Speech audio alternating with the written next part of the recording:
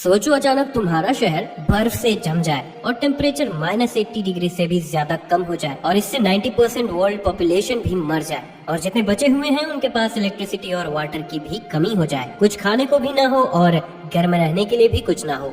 सभी स्ट्रगल कर रहे हो और वहीं हमारा हीरो जिसने ऐसे खतरनाक हालत के लिए तैयारी कर रखी थी, इसीलिए उसके पास बहुत अच्छी लाइफ थी और जो उसके साथ रहने की कीमत चुका सकते हैं वो उन्हें खाना दे सकता है और उसकी कीमत है, समझ रहे हो समझ रहे हो ना। लेकिन सब कुछ ऐसे अच्छे से शुरू नहीं हुआ था। असल में 2050 में एक स्टार एक्सप्लोजन की वजह से अर्थ आइस एज में चला गया था। जैंगी एक वॉलमार्ट वेयरहाउस में काम करता था और इसीलिए वो सारी चीजें मैनेज कर पाया था। जिस लड़की को वो पसंद करता था वो उसके घर पर घुस आई थी कुछ आदमियों के साथ उसका सारा खाना लेने के लिए। वो एडमिट भी करती है कि उसने गेट खोलने के लिए उसे ट्रिक किया था। मरते हुए जांगी ने वादा किया कि वो उससे अपना बदला जरूर लेगा और तब वो 3 महीने टाइम में पीछे आ जाता है, पता नहीं कैसे, जो वो रियलाइज करके बहुत हैरान होता है और सोच लेता है कि अब वो उस लड़की को पसंद नहीं करेगा। सभी गुंडों और पड़ोसियों से बदला लेने के लिए और वो पल एंजॉय करने के लिए उसके पास 3 महीने का समय था, इसीलिए वो सब कुछ फिर से इकट्ठा करने में लग जाता है और इस बार वो एक सेफ हाउस भी बनाता है। ये सोचते हुए कि वो ये सब कैसे करेगा, एक ब्राइट लाइट उसके आंखों के सामने आती है, पर वो अंधा नहीं होता और उसे दिखता है कि वो चीजें दूसरे डायमेंशन में भेज सकता है, जैसे एक गेम इन्वेंट्री की तरह। वो एक पूरे सुपरमार्केट का खाना और पानी को यहाँ जमा करने का डिसाइड करता है और तब तक के लिए ज्यादा अच्छा खाना खाना अवॉइड करता है। जांगी एक लग्जरी होटल में जाता है अच्छा खाना खाने के लिए और 50,000 कोरियन वॉन्स सब कुछ क्रेडिट कार्ड के बिल में ट्रांसफर कर देता है, क्योंकि 3 महीने में तो सब कुछ वैसे भी खत्म होने वाला था। वो लड़की फैंग यूचिन, जिसे वो कई सालों से प्यार करता था लेकिन कोई सक्सेस हासिल नहीं कर पाया और पास्ट में इसी ने उसे धोखा दिया था, वो अपने दोस्त के साथ देखती है कि जांगी एक लग्जरी होटल में गया था। उसकी दोस्त कहती है कि वो लकी है कि ये बेवकूफ उसके लिए कुछ भी करता है और अब ये अमीर हो चुका है। उसे देखकर जांगी सोचता है कि पिछले लाइफ में ये मेरे सामने भोली बन रही थी, लेकिन इसने मुझे धोखा दिया और सब कुछ छीन लिया। मैं तो इसे अभी मार देना चाहता हूँ, लेकिन अभी मैं जेल चला जाऊंगा, थोड़ी देर वेट कर लेता हूँ वर्ल्ड के खत्म होने तक। जांगी अपने क्रेडिट कार्ड को चमकाते हुए पूछता है, क्या तुम्हें कुछ खरीदना है बेबी गर्ल? वो उन दोनों से सब कुछ कैरी करवाता है और दिखाता है कि उसके पास बहुत पैसे हैं और वो लड़कियां सब कुछ करती हैं कि उन्हें भी कुछ मिल जाए। वो पूछती है कि वो इतना खाना क्या करेगा और हीरो कहता है कि पता नहीं कब सब कुछ खत्म हो जाए, इसीलिए तैयार रहना चाहिए। उसकी दोस्त कहती है कि वो कुछ भी कैरी नहीं कर रहा है, इसीलिए वो उस पर एहसान कर रही है जो उसे लग्जरी डिनर देकर चुकाना चाहिए। जांगी अंदर ही अंदर हंसता है कि जब मेरी बारी आएगी मैं सब कुछ ले लूंगा। मार्केट में उसकी आंट लिन उससे कहती है कि वो इतना सब कुछ अकेले नहीं खा सकता है, तो कुछ अपनी आंटी को भी दे दे। फिर उसका 5 साल का पोता जांगी का चॉकलेट ले लेता है। जांगी उसे वापस लेता है और वो बच्चा गुस्सा करने लगता है, तब जांगी उसे डांटता है और वो रोने लगता है। आंट लिन कहती है कि वो एक बच्चे के साथ क्यों लड़ रहा है, वो ये चॉकलेट उससे खरीद लेगी और पैसे बाद में दे देगी। लेकिन जांगी उसे अपना क्यूआर दिखाते हुए कहता है पैसे अभी पे करने होंगे और चला जाता है। घर पहुंचने पर फैंग यू उससे आंख मारती है कि हमें भूलना मत। जांगी उसके मुंह पर दरवाजा बंद कर देता है। जांगी सारे खाने को अपने स्टोरेज में रख लेता है ये चेक करने के लिए कि क्या वो खराब हो जाएंगे। उसे अभी बहुत कुछ करना था, एक टफ बिल्डिंग बनाना था जिसमें हीटिंग डिवाइस हो, मेडिकल सप्लाईज भी हो। वो सोचता है कि कुछ वेपन्स भी सही रहेंगे। 3 महीने के अंदर वो अपनी सारी प्रॉपर्टी बेचने का डिसाइड करता है ताकि उसे और पैसे मिल जाए। अगले दिन वो अपना स्टोरेज चेक करता है कि वो लिविंग फूड वहाँ नहीं रख सकता है और पैक्ड फूड सही सलामत है। ये समझने के बाद वो एक रेस्टोरेंट में फोन करता है और 500 मील्स का ऑर्डर देता है और बताता है कि वो 3 दिन के लिए पार्टी दे रहा है। फिर वो प्रॉपर्टी लोन का जुगाड़ करता है अपने अपार्टमेंट के अगेंस्ट, क्योंकि 3 महीने के बाद सारे पैसे वेस्ट हो जाएंगे, 1000 के नोट के जैसे। जाएंगे अपने लोन रीपे करने के लिए 3 महीने का समय लेता है। मैनेजर उसे वार्न करता है कि इंटरेस्ट बहुत हाई रहेगा, पर जाएंगी को इससे कोई फर्क नहीं पड़ता क्योंकि उसके पास 9 मिलियन है और वो 1 महीने में 3 मिलियन करके पे करेगा, नहीं तो अपना घर और कार खो देगा। फिर वो एक सिक्योरिटी कंपनी जाता है जहां एक एजेंट पूछता है उसे क्या हेल्प चाहिए। जाएंगी उसे एक सेफ हाउस बनाने का आइडिया शेयर करता है। वो आदमी उसे बहुत से प्लान दिखाता है लेकिन उसे कुछ भी अच्छा नहीं लगता। वो कहता है कि घर को एविएशन मटेरियल से रीइंफोर्स किया जाए, बालकनी में बुलेट प्रूफ ग्लास लगाया जाए और एक एयर फिल्ट्रेशन सिस्टम भी होना चाहिए और 360 degree blind spot fraud free monitoring system, front door को बैंक वॉल्ट डोर के मटेरियल से बनाना चाहिए और साथ ही वो मैनेजर को कुछ वेपन्स भी लाने कहता है। वो मैनेजर सब सुनकर हैरान हो जाता है और कहता है वो सब कुछ कर सकता है लेकिन वेपन्स नहीं। जैंगी कहता है इससे घर एक फोर्ट्रेस बन जाएगा। फाइनल प्लान का कॉस्टिंग 8 मिलियन होता है। पैसे देने के बाद वो काम जल्दी शुरू करने कहता है। अब उसे वेपन हासिल करने थे। सेल्फ डिफेंस के लिए वो एक हंटिंग क्लब के मेंबर को कॉल करता है और कुछ वेपन्स डील कर लेता है। जैसे ही वो घर पहुंचता है उसका 500 मील्स का ऑर्डर भी पहुंच चुका था। बहुत से लोग ये देखते हैं क्योंकि डिलीवरी ट्रक्स 5 स्टार होटल के थे जो 1 मिलियन से भी ज्यादा कॉस्ट का होगा। जांगी का घर भर जाता है। बिना टाइम वेस्ट किए जांगी सारा खाना स्टोरेज स्पेस में रख लेता है ताकि उसे सालों तक कोई टेंशन ना हो। अगले दिन सिक्योरिटी कंपनी वाले उसका घर का काम करने आ जाते हैं। पड़ोसी ये सब देखते हुए उसका मजाक उड़ाते हैं कि वो पागल हो गया है, लेकिन जांगी जानता था कि बाद में वो सबका मजाक उड़ाएगा। फिर जांगी अपने मैनेजर के पास जाता है जहाँ वो काम करता था और मेडिकल सप्लाई का कुछ पोर्शन खरीद लेता है और मार्केट से डबल रेट पे करता है। फिर वो सब कुछ अपने घर ट्रांसपोर्ट करवाता है। ये सब फैंग यू चिन भी देखती है जो उससे पूछती है कि क्या कुछ होने वाला है और वो उसके बारे में बहुत सोच रही है। जैंगी उसे भाव नहीं देता जिससे वो गुस्सा हो जाती है क्योंकि पहले जैंगी उसकी सारी बात मानता था। उसकी दोस्त हंसने लगती है कि अगर कुछ होने वाला होता तो गवर्नमेंट सबको वार्न जरूर करती। अब उसे जैंगी का दिल जीतना होगा ताकि वो मजे ले सके। कुछ हफ्तों बाद जैंगी का सेफ हाउस रेडी हो जाता है। जैंगी बहुत खुश था और अब उसका लास्ट सप्लाई आने वाला था जिसका वो वेट कर रहा था। कुछ ट्रक्स आते हैं ढेर सारा पानी लेकर। एक डिलीवरी ड्राइवर उसका अंकल यू था। वो जैंगी से पूछता है कि वो इतने सारे पानी का क्या करेगा। पास्ट लाइफ में उसके अंकल ने उसकी हेल्प की थी तो जैंगी उसे बताता है कि इस साल मौसम खराब रहने वाला है तो उसे भी पानी बचा लेना चाहिए।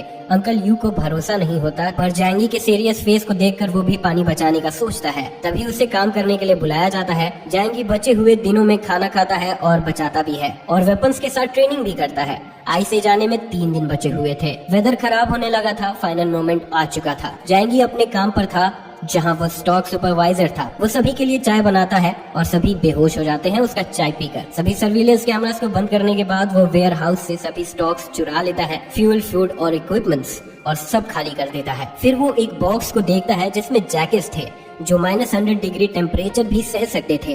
अपने प्लान को पूरा करने के लिए जैंगी खुद को बेहोश कर लेता है। 2 घंटे बाद उसे उठाया जाता है और बताया जाता है कि सब कुछ चोरी हो चुका है।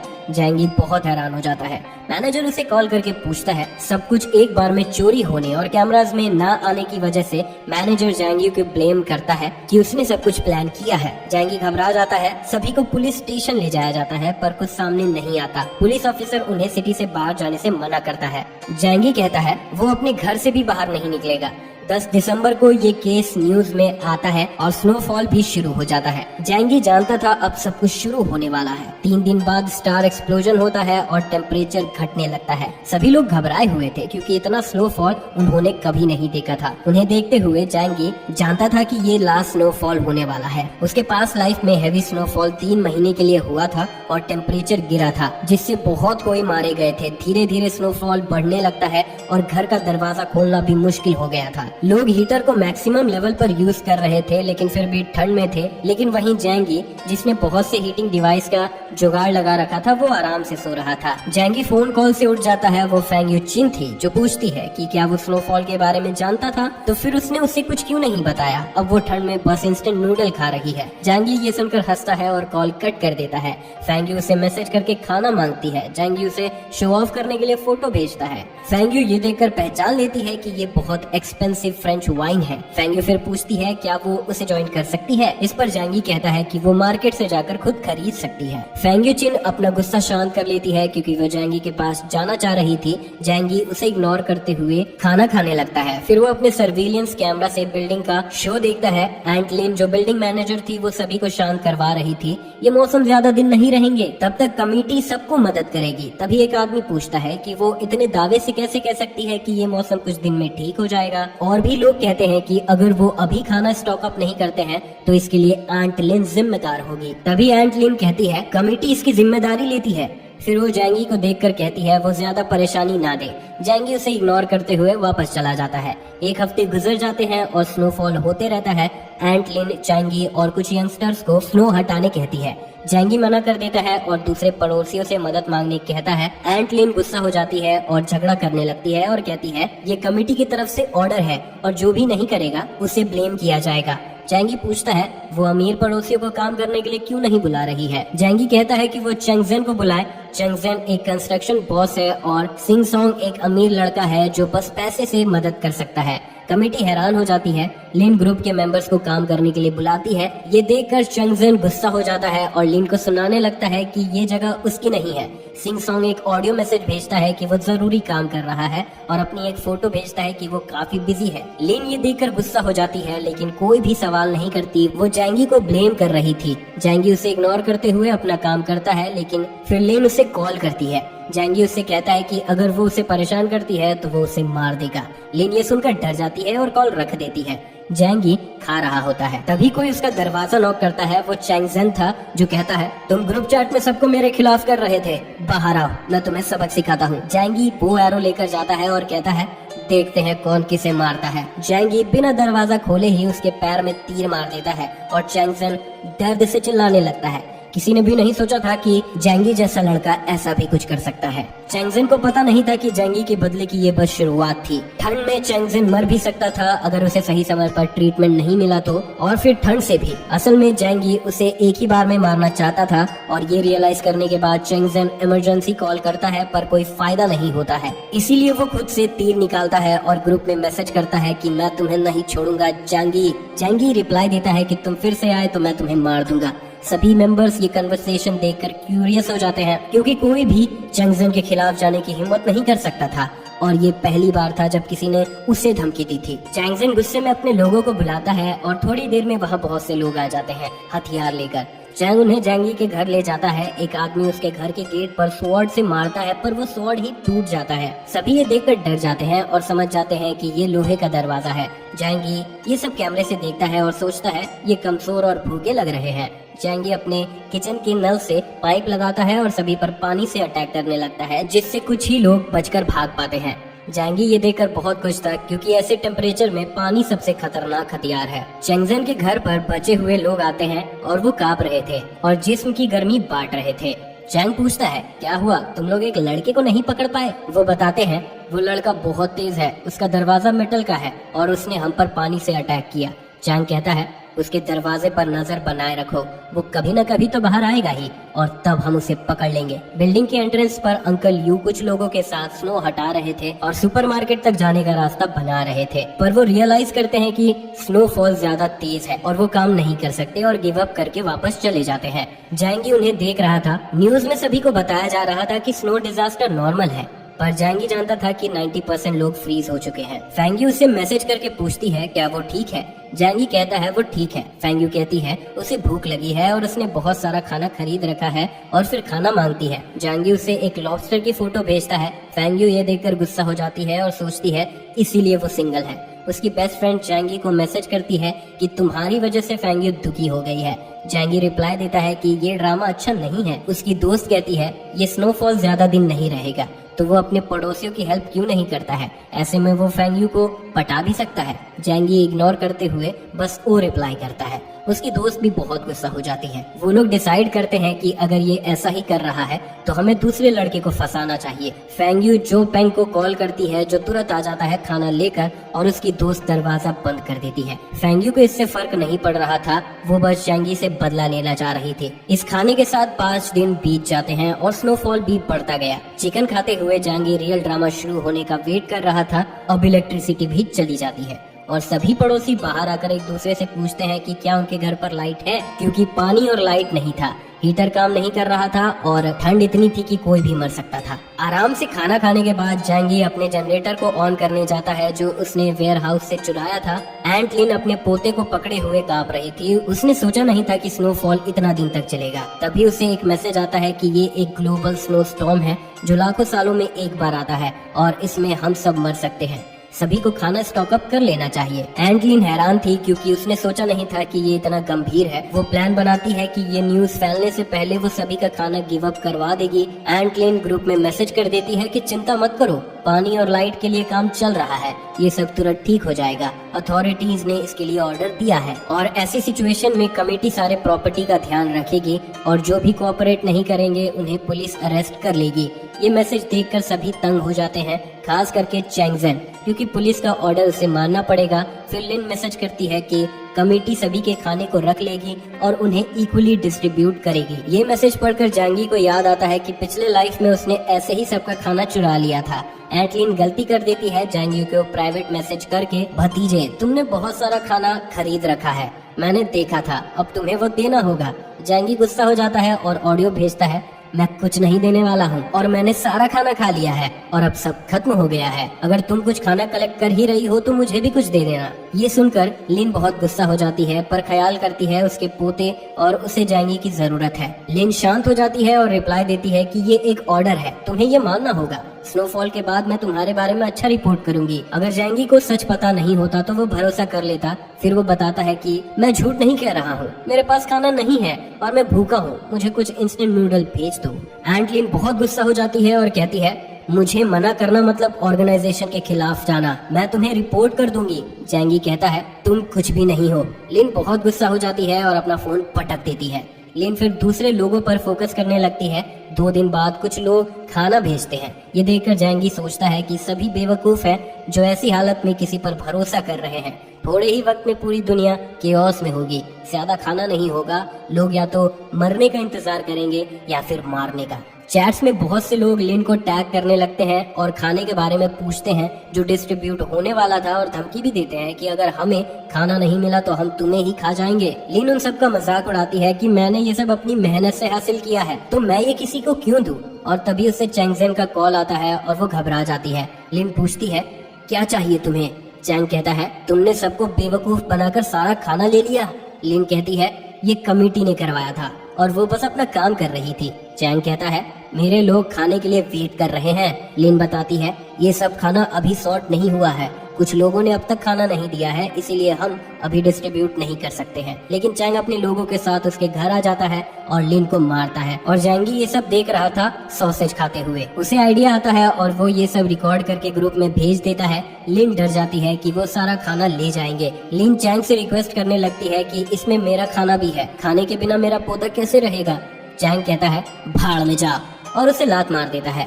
उसका पोता ये देखकर गुस्सा हो जाता है और एक नाइफ लेकर अटैक कर देता है। वो एक आदमी के पीछे चाकू मार देता है और वो आदमी बच्चे को जोर से लात मार देता है। चैंग को फर्क नहीं पड़ रहा था और कहता है, ये इसी के लायक थी, हमें बेवकूफ बनाने के लिए हम तो न्याय कर रहे हैं। ग्रुप में सभी लोग ये वीडियो देखकर मजे ले रहे थे और चैंग को थैंक्स करते हैं। जांगी ये सब देखकर सोचता है कि ये लोग रियल प्रॉब्लम को नहीं समझ रहे हैं कि आज चैंग ने लिन के घर पर अटैक किया है, कल वो तुम्हारे घर पे भी कर सकता है। लेकिन जांगी के लिए वो खतरा नहीं था तो उससे फर्क नहीं पड़ता। कुछ देर बाद लिन हेल्प मांगती है कि क्या किसी के पास मेडिसिन है, मेरा पोता घायल हो गया है, डॉक्टर जाओ को सर्जरी के लिए मेडिसिन चाहिए। डॉक्टर जाओ को देखते हुए जांगी की आंखें बड़ी हो जाती है और हम देखते हैं कि ऐसा क्यों है। ग्रुप में सभी लिन का मजाक उड़ाते हैं, कोई भी उसका भरोसा नहीं कर रहे थे। जांगी सोचता है कि यही कर्मा है। बाहर स्नोफॉल 1 हफ्ते तक हुआ और सब कुछ जम चुका था, तो अगर बच्चा बच भी जाता तो क्या वो बिना खाने के जिंदा रह पाता। बहुत से लोगों को न्यूज का पता चल चुका था कि ये एक ग्लोबल स्टॉर्म है जो लाखों सालों में एक बार होता है और पूरा वर्ल्ड आइस एज में जा चुका है। जो भी बाहर भागने की कोशिश कर रहे थे वो भी जम चुके हैं। ग्रुप में लिन फिर से मदद मांगती है, मेरा पोता 2 दिनों से भूखा है, वो एक बच्चा है, क्या तुम उसे ऐसे ही मरते देखना चाहते हो? मैं इसके लिए पैसे भी पे करूंगी। ये देखकर कुछ लोग इंस्टेंट नूडल्स के पैकेट ऑफर करते हैं $2000 के लिए। जांगी ये देखकर मजे ले रहा था कि लोग सिचुएशन समझ नहीं रहे हैं, जल्द ही उन्हें पैसे भी खाने पड़ेंगे। पैसे वाले होने की वजह से शिंग सोंग सभी से खाना खरीदने लगता है क्योंकि वो जानता था पैसे को वो नहीं खा सकता है। ग्रुप में एक सिंगल मदर हेल्प के लिए रिक्वेस्ट करती है कि वो और उसकी बेटी भूख से मरने वाले हैं, क्या कोई हेल्प करेगा? जांगी याद करता है कि ये औरत अपनी बच्ची के साथ पास्ट लाइफ में काफी लंबा जी थी। स्टॉर्म के 10 दिन के बाद जांगी वर्कआउट कर रहा था। उसे वीडियो कॉल आता है फैंग यू का। जैंगी उसका मजाक उड़ाता है कि तुम पतली हो गई हो, क्या तुम खा नहीं रही हो, और उन्हें चिकन भी दिखाता है। वो पूछती है कि इतने ठंड में उसका पसीना कैसे निकल सकता है। जैंगी बताता है कि उसके पास एक हीट प्लेस है और अब वो बाहर वॉक पे जाने का सोच रहा है। फैंग यू कहती है कि वो उसके साथ नहाना चाहती है, पर जैंगी उसे मना कर देता है और उसका मजाक उड़ाता है। वो गुस्सा हो जाती है और कहती है तुम मदद नहीं करना चाहते हो तो कोई बात नहीं, लेकिन हमारा मजाक मत उड़ाओ। जैंगी कहता है तो क्या मैं तुम्हें अब भी लूजर लगता हूँ? अगर तुम्हें खाना चाहिए तो जाओ किसी अमीर के पास, और कॉल रख देता है। फैंग यू बहुत गुस्सा हो जाती है और अपना फोन पटक देती है कि उसका लूजर अब वो लूजर नहीं रहा। उसकी दोस्त कहती है कि जैंगी बहुत कमाल है और ये फैंग यू का लॉस है कि वो उसके साथ नहीं हो पा रही है। वो उन अमीर लड़कों से तो अच्छा है जिनके साथ वो रहती थी। दोनों फाइट करने लगते हैं क्योंकि फैंग यू अपनी बेइज्जती बर्दाश्त नहीं कर पा रही थी। वहीं गवर्नमेंट स्नो डिजास्टर के बारे में सबको बताने लगे थे और टीवी पर अनाउंसमेंट भी करते हैं कि सभी के इलेक्ट्रिसिटी नीड को पूरा करने के लिए बस रात में ही सप्लाई होगा और वोल्टेज भी कम होगा। फिलहाल सभी पावर प्लांट को बंद कर दिया गया है। सभी बस अपना फोन और लैंप यूज करें। सभी लोग जान गए थे कि स्नोफॉल का कोई लास्ट डेट नहीं है। 10 मिनट फाइट करने के बाद फैंग यू और उसकी दोस्त जो पेंग को कॉल करती है और बताती है कि जैंगी उसके पवित्रता का नाश करना चाहता है क्योंकि उसके पास बहुत सारा खाना है।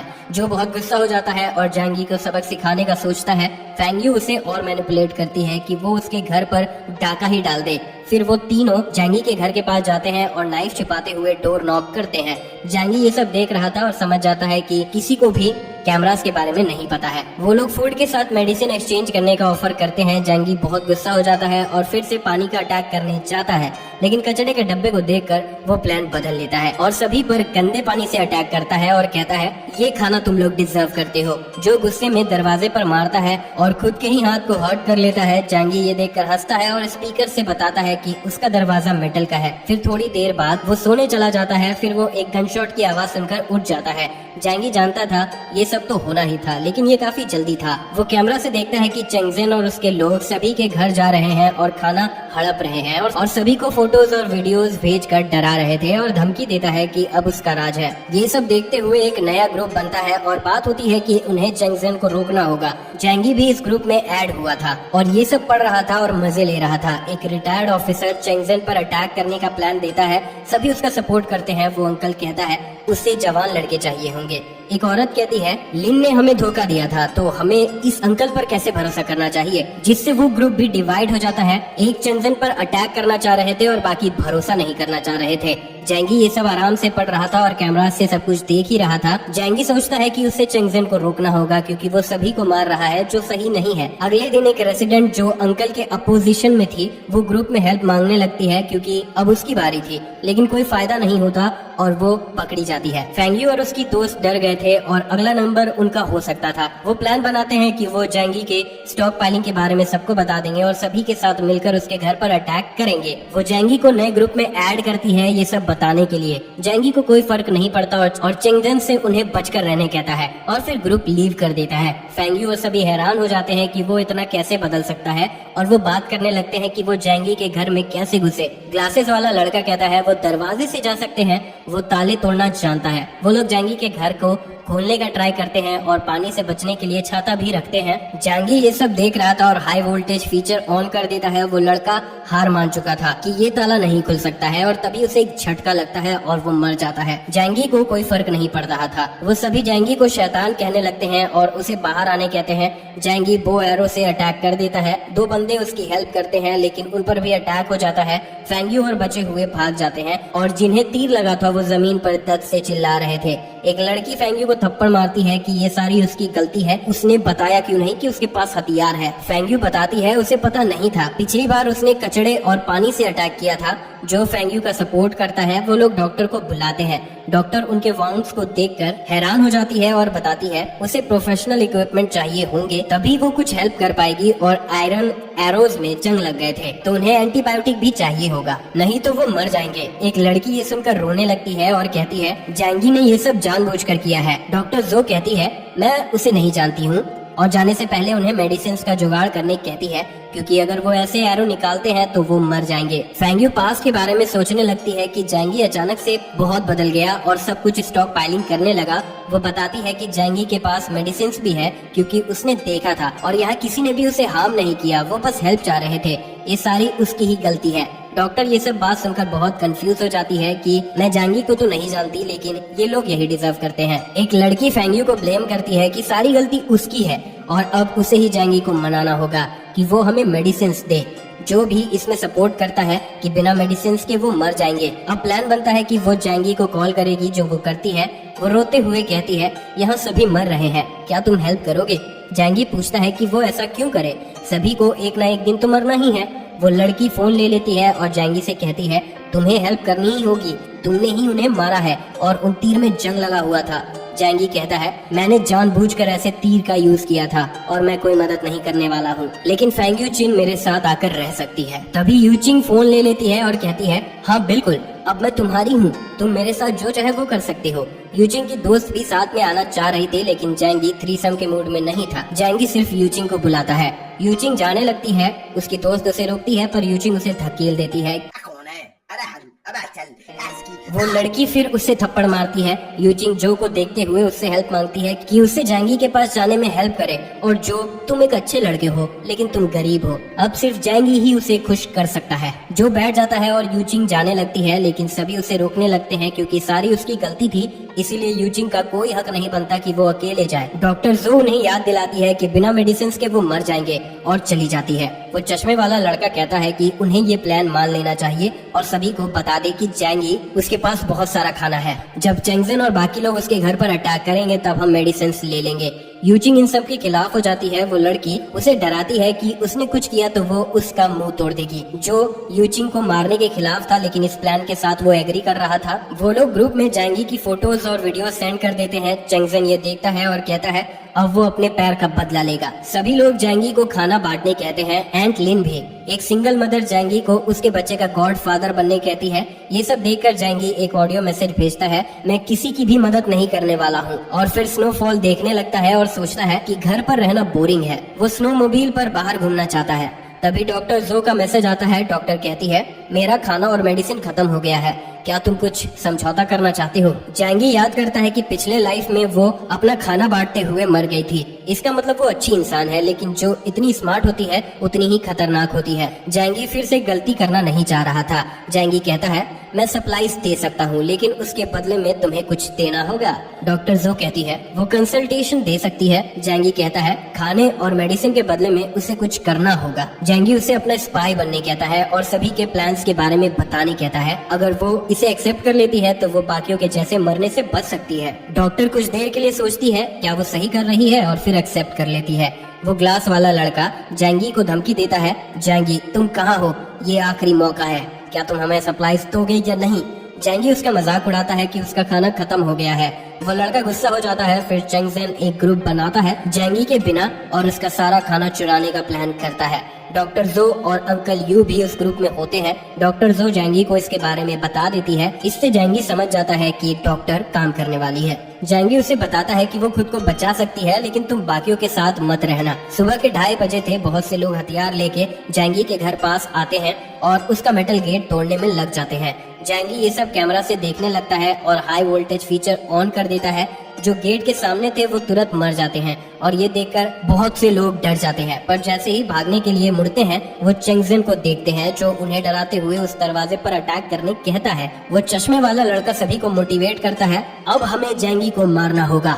जितने लोगों को उसने मारा है उनका बदला लेने के लिए। उसके घर में फायर प्लेस है और ढेर सारा खाना भी। कुछ लोग बड़ा सा लकड़ा लेकर गेट पर मारने लगते हैं। जैंगी कुछ देर उनकी हेल्प करने का सोचता है और उनके लिए एक्शन म्यूजिक लगा देता है। 20 मिनट बाद सभी लोग थक जाते हैं और गेट को कुछ भी नहीं हुआ था। सभी उसके गेट को चेक करने लगते हैं कि आखिर बात क्या है। एक आदमी बताता है कि इस गेट को बैंक वॉल के मटेरियल से बनाया गया है, इसका एक टैंक भी कुछ नहीं बिगाड़ सकता है। जैंगी उस आदमी के गले पर एरो से अटैक कर देता है और सभी ये देखकर डरकर भागने लगते हैं। जैंगी और भी लोगों को मार देता है। उसे कोई फर्क नहीं पड़ रहा था क्योंकि वो बिना कुछ देखे बस सेल्फ डिफेंस कर रहा था। वो चश्मे वाला लड़का बच गया था और कहता है, क्या हुआ अगर ये दरवाजा मेटल का बना है, लेकिन ये दीवार तो सीमेंट का है ना?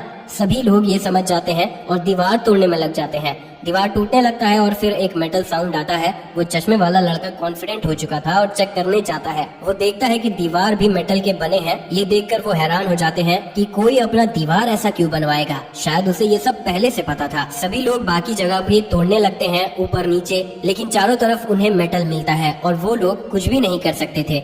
सभी ये समझ जाते हैं कि जैंगी इस खतरे के बारे में जानता था, इसीलिए उसने पहले से तैयारी कर रखी थी। सभी बहुत दुखी हो चुके थे कि जैंगी ने बस अपने बारे में सोचा। तो रेसिडेंट एक दूसरे को देखते हैं और खाने का सोचते हैं, लेकिन फिर शांत हो जाते हैं। एक आदमी कहता है कि उसका बालकनी ग्लास का बना हुआ है। ये सुनकर सभी खुश हो जाते हैं और दूसरे बिल्डिंग से वो जैंगी के बालकनी में जाते हैं। जैंगी आराम से बैठा हुआ था और सभी उसके बालकनी में आ चुके थे, लेकिन वो ग्लास भी बुलेट प्रूफ था और वो कुछ भी नहीं कर पाते हैं। उन्हें हेल्प करने के लिए जैंगी एक ग्लास बॉटल में आग लगाकर बाहर फेंक देता है। एक आदमी बॉटल से जल जाता है और वो नीचे कूद जाता है, लेकिन आग फैलने लगता है। जैंगी और भी हेल्प करने को तैयार था। वो लोग वापस जाने लगते हैं, लेकिन अदर साइड वाले उन्हें गिरा देते हैं और जिन लोगों को आग नहीं लगी थी वो लोग आग के मजे लेने लगते हैं। कुछ देर बाद फिर से कुछ लोग उसके बालकनी में आते हैं और खाने के लिए भीख मांगने लगते हैं। जैंगी को कोई फर्क नहीं पड़ रहा था और उन्हें नूडल खाते हुए दिखाता है और एक सामने भी रख देता है और कहता है जो भी चंगजेन का सर लेकर आएगा उसे खाना मिलेगा, वो भी 1 हफ्ते के लिए। ये सुनकर सभी चंगजेन को देखने लगते हैं। जो लोग चेंग के पीछे थे वो भी जैंगी का ऑफर सुन चुके थे कि चेंग को मारना मतलब 1 हफ्ते के लिए खाना। चेंग को उसके लोग बचा लेते हैं और अब जैंगी ये रिवॉर्ड ग्रुप में ऑफर कर देता है। अगले दिन कुछ लोग चेंग को मारने के लिए तैयार थे और उन्हें डर नहीं था कि चेंग अपने आदमियों के साथ था। उस पर अटैक होता है, लेकिन वो अटैकर्स को ही मार देता है। एक आदमी देखता है कि चेंग पीछे से जख्मी हो चुका है। चेंग डॉक्टर जो को कॉल करता है और जो उसका ड्रेसिंग करने आ जाती है और कहती है कि ये फ्री नहीं होगा, उसे खाना चाहिए। लेकिन उसका खाना देखकर वो भूखे रहने का डिसाइड करती है। चेंग उससे कहता है वो इस बिल्डिंग में किसी का भी खाना नहीं बनने वाली है। जो वहाँ से जाने लगती है, लेकिन फिर चेंगजेन उसे रोक लेता है कि उसके हील होने के बाद ही वो कहीं जा सकती है और उसे एक कोने में बैठा देता है। सभी जैंगी को मारने की बात करने लगते हैं। प्लान सुनने के बाद जो बाथरूम जाती है और जैंगी को सब कुछ मैसेज कर देती है। फिर चेंगजेन के लोग बगल के अपार्टमेंट में जाते हैं खाना हड़पने के लिए और वहाँ एक कपल को मार देते हैं। चेंगजेन डॉक्टर को बताता है कि उसे अपना खाना बचाना है। फेंग यूचिन के घर पर वो लड़के तीर बिना एंटीबायोटिक्स के निकालते हैं और उन्हें इन्फेक्शन हो चुका था। जो पेंग अपने कजन को समझाता है कि वो जैंगी को कन्विंस करने का ट्राई करे, पर वो मना करती है। जैंगी चेंगजेन के वीडियोस देखते हुए टाइम स्पेंड कर रहा था। जैंगी जो को कॉल करता है। जो बताती है कि चेंगजेन पागल हो चुका है, वो रोज लोगों को मार रहा है और उनका खाना ले रहा है और मुर्दों को भी साइड में रख रहा है बाद के लिए, और बताती है कि उसने काफी दिनों से खाना नहीं खाया है और पूछती है क्या वो हेल्प करेगा। जैंगी सोचता है कि वो उसके बहुत काम आ सकती है और ऐसे सिचुएशन में डॉक्टर तो खजाना है। जैंगी उससे कहता है तुम मेरे घर आ सकती हो, लेकिन एक आखिरी काम करने के बाद। थोड़ी देर बाद जो पेंग जैंगी के घर पहुंच चुका था और बताता है कि यूचिंग भूख से मरने वाली है, प्लीज उसे खाना दे दो। जैंगी उससे कहता है तुम्हारा टेटनस बढ़ चुका है, अब दवाई से भी तुम नहीं बच पाओगे। जो वापस जाते हुए सोचता है वो कभी यूचिंग का हाथ भी नहीं पकड़ पाया है। वापस जाकर वो यूचिंग का हाथ पकड़ लेता है और उससे शादी करने के लिए कहता है। यूचिंग उसे धकेल देती है, जो उसका गला पकड़ लेता है। फिर वो उसे थप्पड़ मारती है और कहती है वो जैंगी की है, जो उसका गला दबाकर उसे मारने लगता है। डॉक्टर जो चेंगजेन के लिए खाना बनाने का डिसाइड करती है, क्योंकि अब वो भी खाना चाह रही थी जिंदा रहने के लिए। थोड़ी देर हेल्प करने के बाद वो कहती है वो सब संभाल लेगी और सूप में कुछ मिला देती है। फिर वो उन्हें खाना देती है। सभी को सूप अच्छा लगता है। जो भी अपने लिए सूप लेती है और अपने रूम में वापस चली जाती है, ये सोचकर कि दवाई काम कर जाएगी। उसने सभी के खाने में सोने की दवाई मिला दी थी और सभी बेहोश हो चुके थे। फिर वो जैंगी को मैसेज करती है और पूछती है अब वो क्या करे। जैंगी सभी को बालकनी में ले जाने कहता है। डॉक्टर ऐसा ही करती है। जैंगी ये सब देख रहा था। जो पूछती है क्या वो सबको मारने वाला है। जैंगी उसे रोक देता है और सभी को रेलिंग में बांध देने कहता है। जो उसे हेल्प करने कहती है, पर जैंगी उसका टेस्ट ले रहा था। जो चेंगजेन का गन लेती है। जैंगी गन की मैगजीन खाली करने कहता है। जो को जैंगी पर भरोसा नहीं हो रहा था, पर वो मजबूर थी और गन जैंगी को दे देती है। जैंगी चेन के गन को कंफर्म करता है और फिर वाटर पाइप लाने जाता है और सभी पर पानी थ्रो करने लगता है। जो को वार्न किए बिना जो अपार्टमेंट के अंदर चली जाती है चेंगजेन और उसके आदमी उठ जाते हैं। चेंग समझ जाता है उन्हें ड्रग दिया गया था।